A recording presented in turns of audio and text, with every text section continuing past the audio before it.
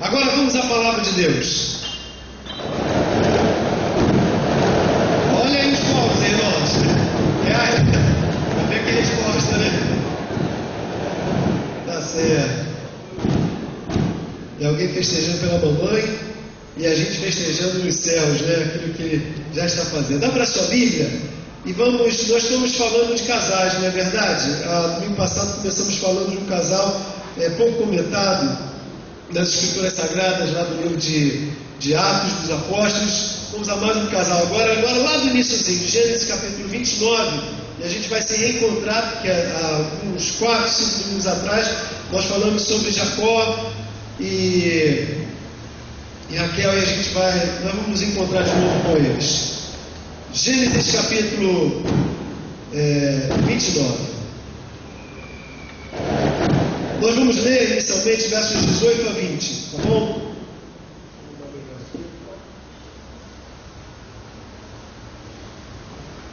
Se você tem um texto bíblico do lado de alguém que esteja sem a passagem, então vou emprestando para que ele possa acompanhar também. Já deu para notar que estou com muito papel aqui, né? Papel demais. Gênesis 29, versos 18 a 20. Eu vou ler nessa tradução, queria que você acompanhasse na sua. Jacó amava Raquel e disse: 7 anos te servirei por tua filha mais moça, Raquel. Respondeu Labão, que era um enrolão, vocês vão ver: melhor é que eu a dê em vez de dá-la a outro homem. Fica, pois, contigo. Assim, por amor a Raquel, serviu Jacó 7 anos, e estes lhe pareceram como poucos dias, pelo muito que ele a amava. Deus abençoe essa palavra no coração de cada um de nós.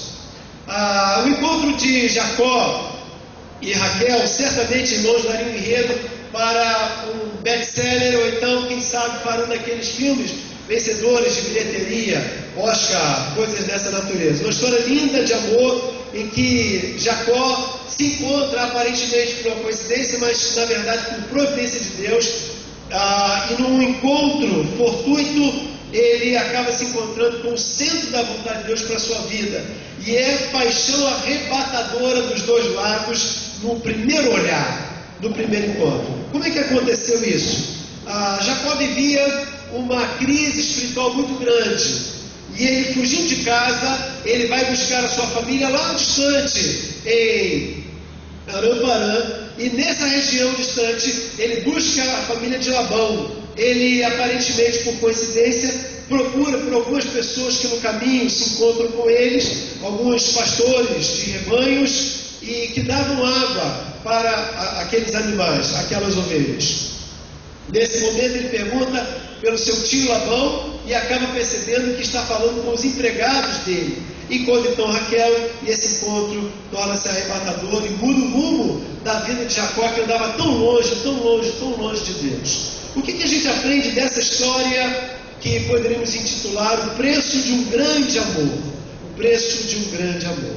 A primeira delas é que o amor exige o preço de acerto de vida com Deus. Nós estamos mencionando aqui que Jacó, ele vai em busca da família de Labão lá no Oriente. Mas por que Jacó saiu de casa? Quem pode nos ajudar e valendo uma coxinha ali embaixo na cantina? Ó, o primeiro, hein? Vai lá, querido. Oi? Não, mas mas é só a professora de vender. Ele levantou a mão e é visitante. Como é que é o seu nome, querido? Davidson. Joia, Davidson, por que Jacó fugiu de casa? Brigou com o irmão dele. Por que ele brigou com o irmão dele? Tomou a bênção dele e como chega, né? Aí vai querer um refrigerante, um misto quente, tá jóia, legal. Exatamente por isso, Jacó, o seu nome é usurpador, o seu significado. Por isso Deus vai mudar o seu nome. mas como usurpador ele rouba. Inclusive hoje de manhã, sobre o relato das mães, naquela dramatização, mencionou exatamente isso. Inspirado pela sua mãe, ele rouba, engana o pai, rouba o seu irmão por 2 vezes. Primeiro, através de um prato de lentilha, ganha aquele direito de primogenitura e depois engana o seu pai e busca a bênção, e por isso ele foge, porque está jurado de morte pelo seu próprio irmão. Meus irmãos, aquele usurpador, ele vai começar um casamento, uma vida a 2, uma vida que deve e precisa muito da marca de Deus. Alguns aqui já começaram ao longo dos anos, outros estão iniciando a caminhada de casamento, caminhada a 2, e outros aspiram ainda, desejam, estão em busca dessa experiência. Mas veja, irmãos, o grande amor exige, pede, ele espera o preço de acerto de vida com Deus. Deus, antes, eu abençoo com isso, para que antes que ele encontrasse com Raquel, você está no capítulo 29 comigo? Volta no capítulo 28, veja o que vai acontecer. Este jovem que foge de casa com esse script horroroso de enganador, de ladrão do próprio irmão, que quer representar o povo de Deus, roubando, enganando, usurpando o que é da sua própria família. Veja o que acontece com ele. Capítulo 28, verso 18 a 22.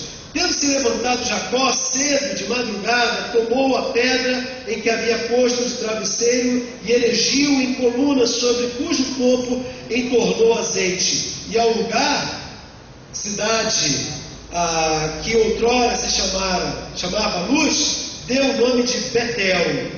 Fez também Jacó um voto, dizendo: se Deus for comigo e me guardar nesta jornada que empreendo, e me der pão para comer e roupa para me vestir, de maneira que eu volte em paz para a casa de meu pai, então o Senhor será o meu Deus, e a pedra que erigi por coluna será a casa de Deus, e de tudo quanto me concederes, certamente eu te darei o dízimo. O que acontece, irmãos, é que no meio da turbulência que está ocorrendo na sua mente, suas culpas, suas acusações, sua consciência de erro, ele cai como que desmaiado no deserto. Ele não tem mobília, não tem nada, saiu de casa exatamente com a roupa que tinha, mas ele encontra uma pedra e a pedra é a sua mobília.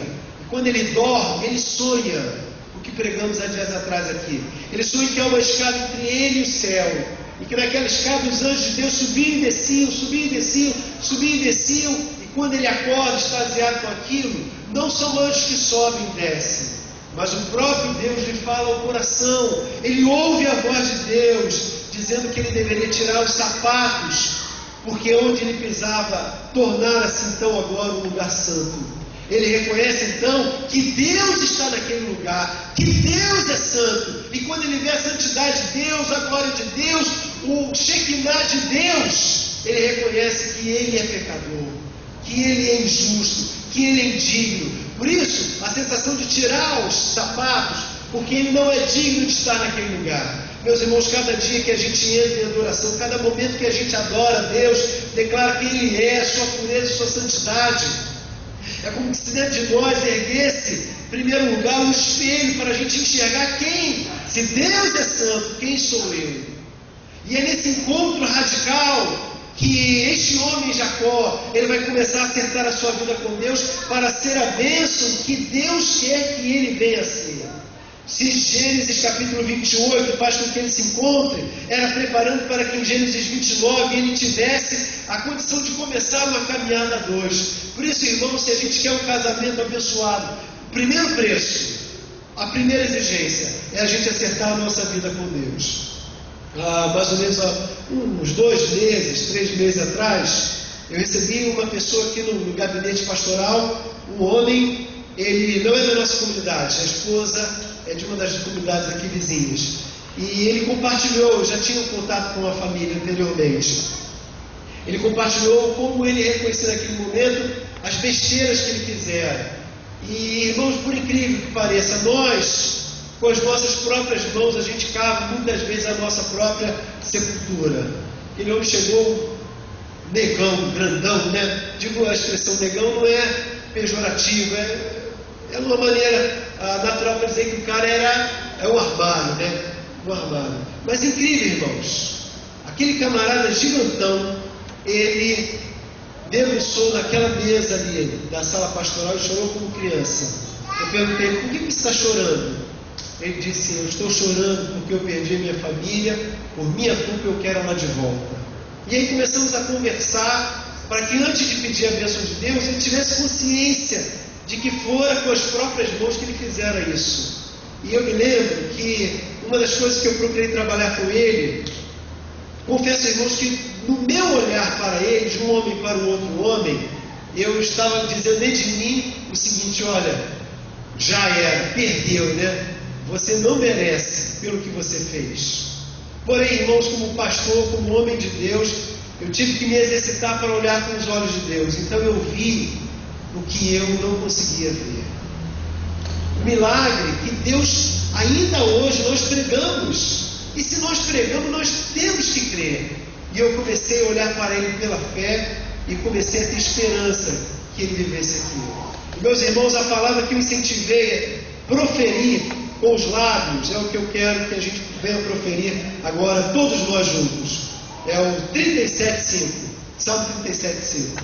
Entrega o teu caminho ao Senhor, confia nele e o mais ele fará. Mais uma vez, entrega o teu caminho ao Senhor, confia nele e o mais ele fará. Mais uma vez, entrega o teu caminho ao Senhor, confia nele e o mais ele fará. O texto diz o quê? Eu tenho que fazer duas ações. Eu tenho que entregar a minha vida.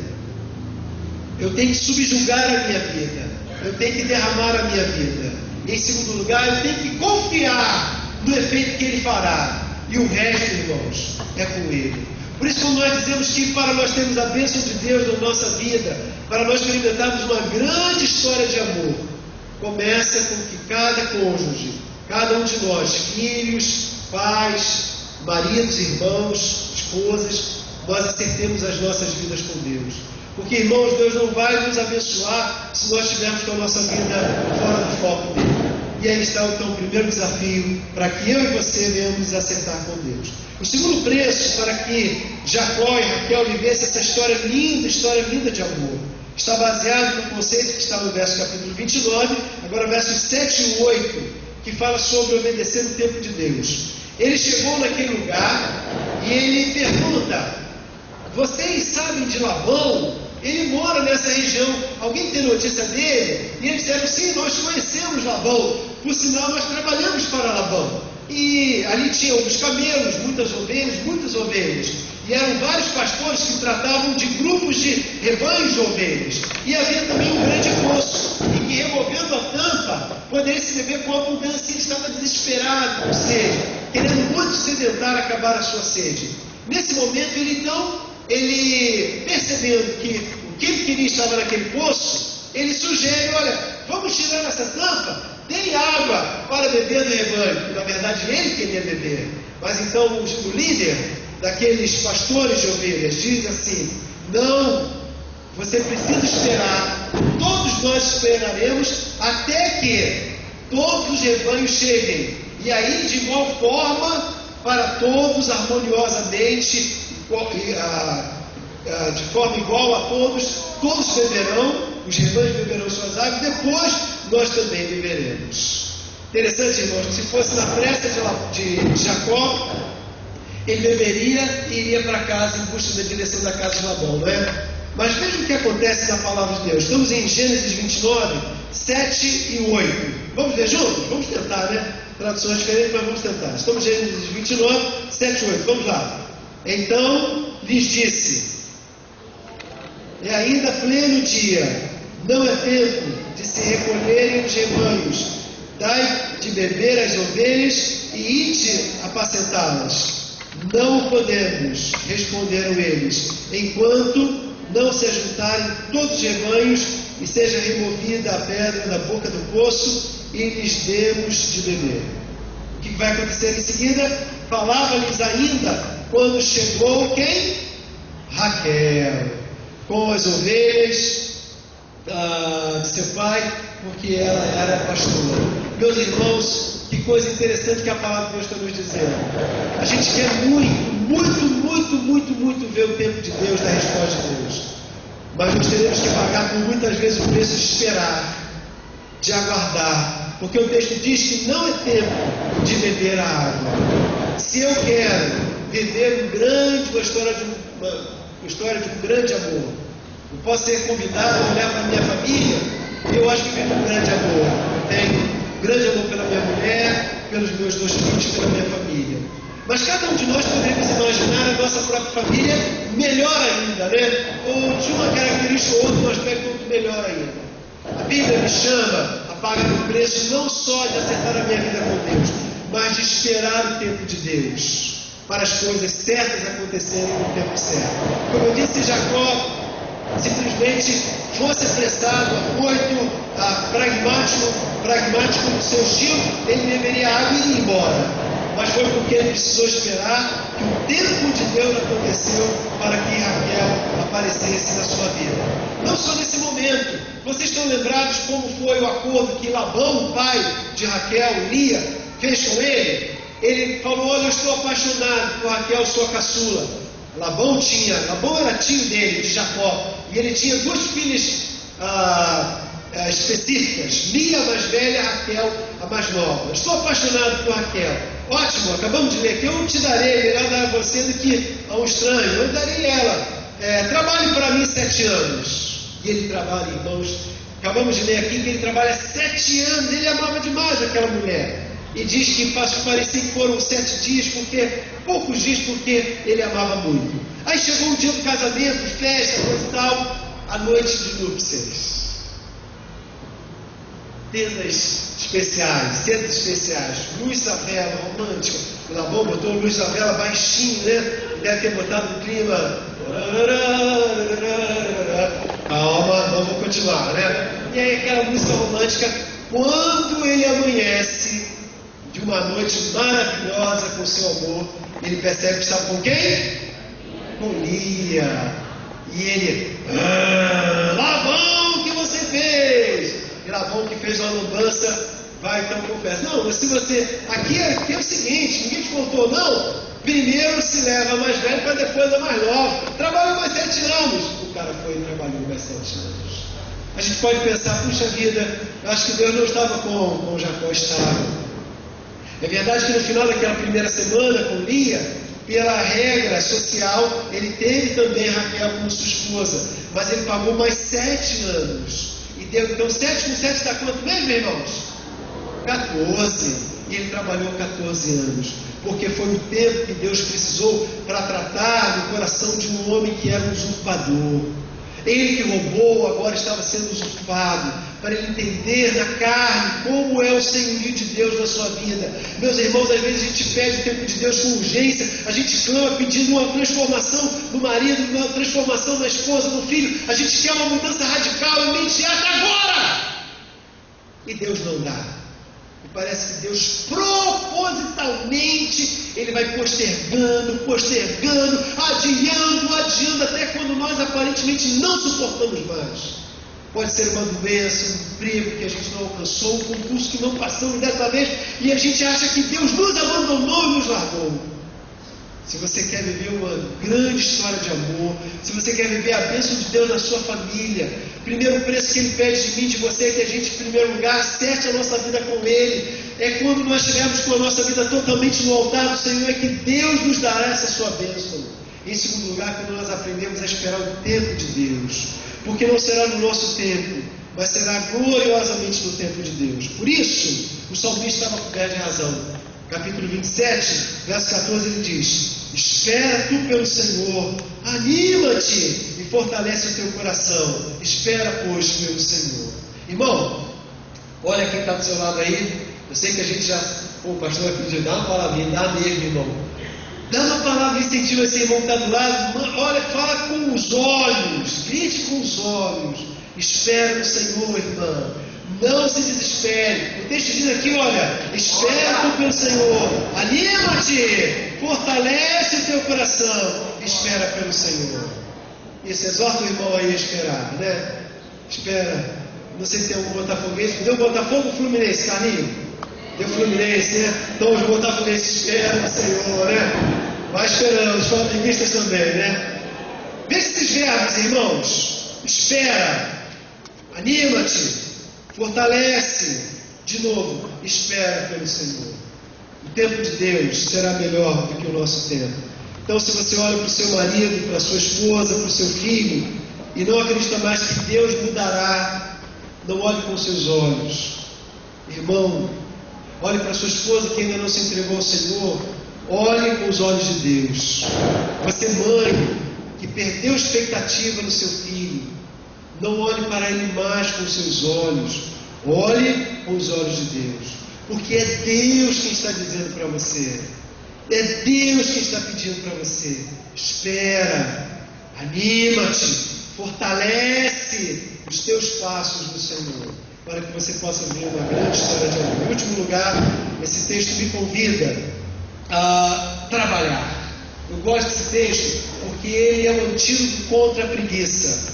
Capítulo 29, verso 20, olha que coisa poderosa que o texto diz. Assim, por amor a Raquel, serviu Jacó 7 anos, e estes lhe pareceram como poucos dias, pelo muito que eu amava. Irmão, Jacó, ele tinha muitos erros, ele era trabalhador, né? Ele era um cara trabalhador, aguerrido. Raquel também. Raquel, de onde Jacó vinha, nas planícies da Palestina, a postura lá era mais conservadora em relação à mulher. Mas aqui não, no alto das montanhas, no norte da Palestina, as mulheres, elas eram muito mais modernas. A gente encontra Raquel, uma filha caçula, mas que trabalha no meio de muitos outros homens, um trabalho cansativo, exaustivo, mas ela ganha por suor do seu rosto o seu próprio pão. E essa mulher é trabalhadora, é aguerrida, ela é uma mulher dedicada. A Bíblia está chamando que eu seja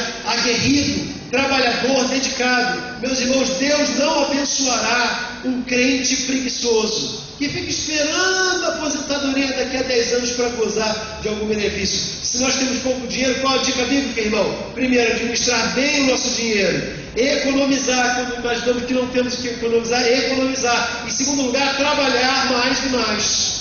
Trabalhar mais e mais. E essa palavra, irmãos, é para os homens.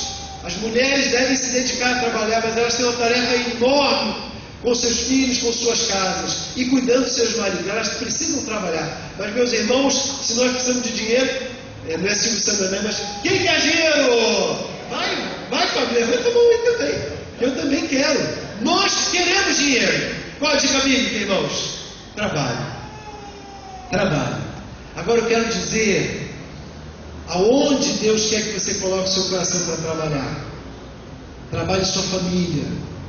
Trabalhe em sua casa.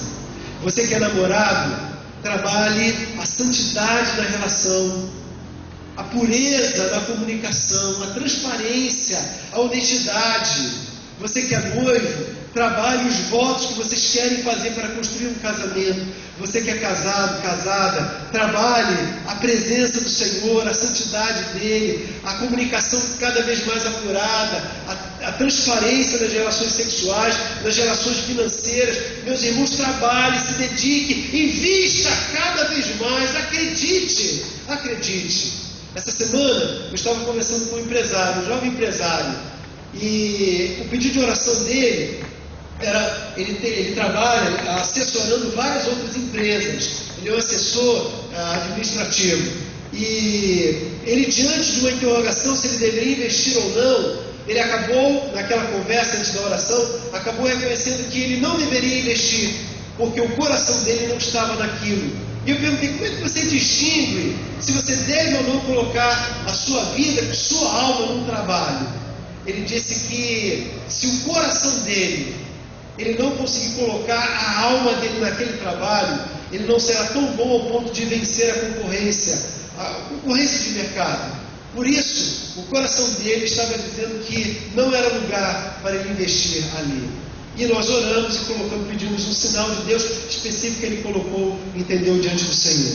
Eu quero usar isso, irmão, para lhe dizer: se o seu coração não estiver na sua família, você vai ter sucesso em muitas outras áreas, mas você não vai viver uma grande história de amor. Se você não tem um coração na sua esposa, nos seus filhos, se a coisa, o seu bem maior é outra coisa, é o seu lazer, é a sua preocupação, é a sua roupa, é o seu bem-estar, é o seu carro, é o seu emprego, as suas atividades, você vai ter sucesso nessas coisas, porque o teu coração estará ali.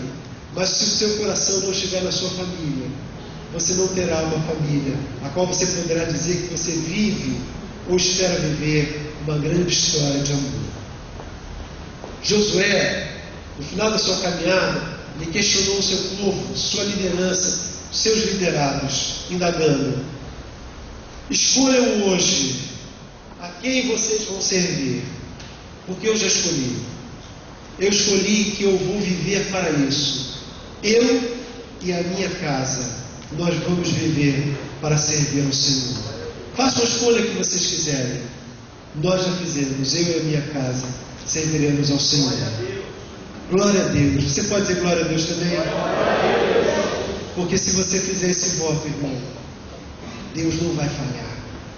Mas para você viver uma grande história de amor, você tem que, em primeiro lugar, acertar sua vida com Deus. Deus não vai usar um vaso sujo. Ele precisa que você o limpe. Há uma canção antiga que dizia que quando tudo perante o Senhor estiver e todo o meu ser a Ele consagrar, só então hás de ver que o Senhor tem poder. Quando tudo deixares no altar. Feche os olhos. Vamos deixar tudo no altar agora. Essa é a canção e esse é o seu momento. Perceba que há um silêncio agora. Quando a gente fecha os olhos, a gente olha para dentro de nós. Pergunte: no que sua família precisa melhorar? Depende de você. Acertando sua vida com Deus, esperando o tempo de Deus e se dedicando para que a sua família seja uma família melhor. Responda a Ele. E agora, querido, querida, traga o teu coração, a tua vida, consagra totalmente ao Senhor, no altar do Senhor. Somos nós, Senhor. Aqui tem Marias, João, Beneditas. Somos nós, com histórias próprias, individualizadas, com segredos, com dúvidas, com medos. Ministra isso no nosso coração, essa palavra tua, com Shekinah de glória dos céus, para que quando a gente sair daqui, Senhor, nós estejamos prontos para viver essa grande história de amor, mesmo que leve 14 anos, 20 anos, mas rebeldemente nós perseveraremos contra o status quo, contra o que os olhos humanos olham. Nós nos revelaremos a realidade do dia presente, nós olharemos pela fé no amanhã, nós profetizamos que vai mudar, que Deus vai operar, que Deus vai agir, e que a glória dele será sobre a minha família também. Senhor, nós reivindicamos do céu a tua bênção.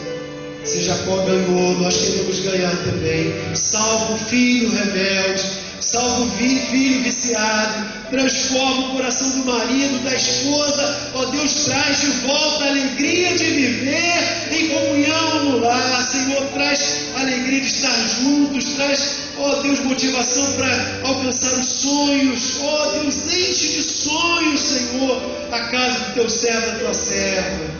Começa isso, Senhor, com a transformação dos corações, não deles, mas dos nossos, do meu, da minha irmã, do meu irmão aqui. Senhor, faz um milagre, Senhor, porque nós precisamos do teu milagre. Nós oramos assim, esperando o teu milagre. Estamos com os olhos fechados ainda. Eu quero perguntar: tem alguém aqui entre nós? Não tem vergonha nenhuma, não há motivo de constrangimento nenhum. Talvez você entrou aqui, ouviu a palavra, você quer dar o primeiro passo, que é acertar a tua vida com Deus, mas você ainda não entregou sua vida a Jesus. Você tem mandado na sua vida, mas nessa noite você quer aceitar Jesus como Senhor da sua vida. Faz um sinalzinho, eu vou te ver. Há entre nós alguém que quer entregar sua vida a Jesus, quer receber Jesus como Senhor e Salvador de sua vida? Tenha coragem, rapaz. Homem, mulher, criança, menino, jovem. Se você é essa pessoa que Deus está chamando, levante bem alto a sua mão. Glória a Deus. Senhor, nós abençoamos a tua palavra e pela promessa bíblica, nós já agradecemos, porque ela vai render, gerar, frutificar 1%, e vai ser assim para a glória do teu nome. Em nome de Jesus, amém, Senhor. Vamos ficar em pé, irmãos? Isso, glória a Deus. Dá para a gente cantar mais uma? Irmãos, são 9h01, né, com o relógio ali. Quem quer cantar mais um louvor para fechar o culto? Joia, ótimo. Fica um pouquinho, não sai não. Vamos adorar o Senhor. A gente já aprendeu o cântico, não foi? Rosana, vamos cantar Rosana, depois vamos ter o pós-lúdio, e aí nós vamos sair da casa de centro. Bora. Vamos beber, quem puder? Ninguém esperava, tô tirando. Fala, Jesus. Pode?